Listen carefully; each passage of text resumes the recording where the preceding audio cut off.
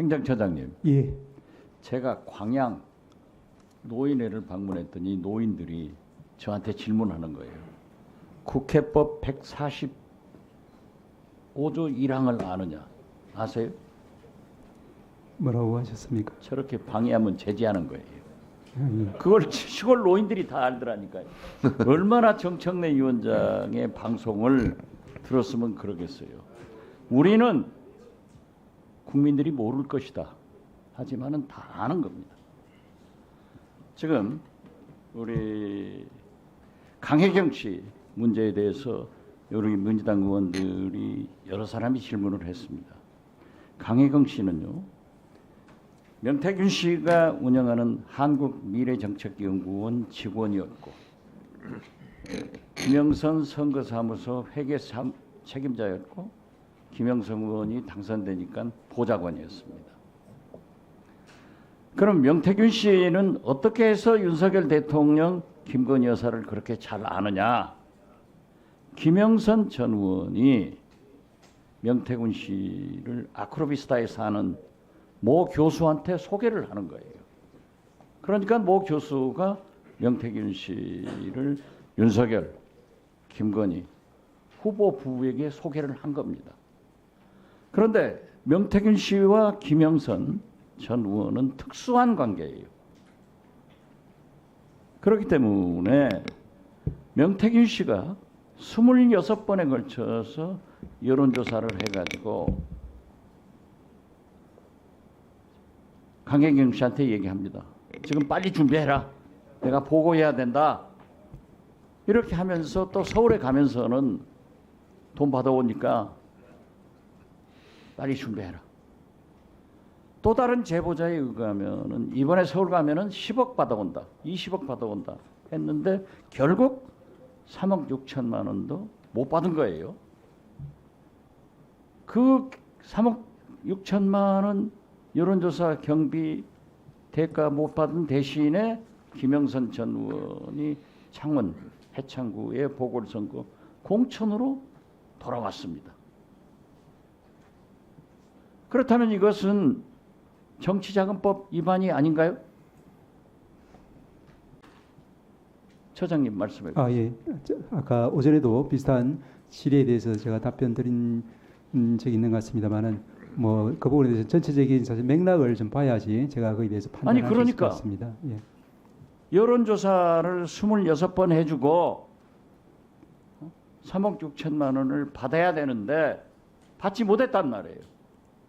그리고 그 대가로 김영선 전 의원이 창원에서 공천을 받으면은 그건 선거법도 위반되지만은 정치자금법 위반 아니냐 이거예요. 말씀하신 사실 그대로라면은 이제 굉장히 부적절한 행위일 것 같습니다만은 말씀드린 것처럼 이제 그러니까 명태균 씨가 김영선 전 의원하고 특수관계이든 이건 문제 아니에요. 자기들 개인사니까. 그리고 김영선 전 의원이 명태균 씨를 아크로비스타에 사는 분들이 다 출세를 했어요.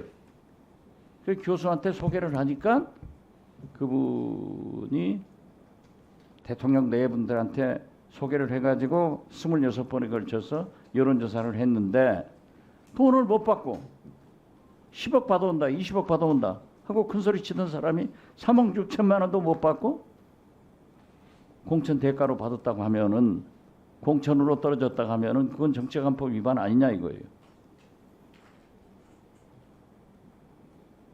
네, 자 한번 띄워보세요.